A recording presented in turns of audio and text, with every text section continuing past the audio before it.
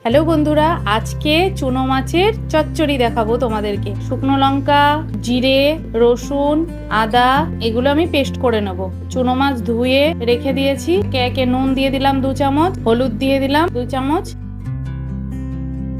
1 চামচ ধনে গুঁড়ো। এবার যে পেস্ট করে মশলাটা রেখেছিলাম ওটা এবার দিয়ে দেবো। এবার পেঁয়াজ কুচি দিয়ে দেবো, টমেটো কুচি দিয়ে দেবো, কটা চেরা কাঁচা লঙ্কা দিয়ে দিলাম। আমি আমার ঝাল অনুযায়ী দিয়েছি, তোমরা তোমাদের ঝাল অনুযায়ী দিয়ে দিও, তোমরা যেমন ঝাল খাবে। শুকনো লঙ্কার গুঁড়ো দিয়ে দিলাম। এবার কাঁচা সর্ষের তেল দিয়ে দেবো, 1/2 চামচ চিনি দিয়ে দিলাম। এবার এটাকে আমি ভালো করে সুন্দর করে হালকা হাতে মেখে নেব।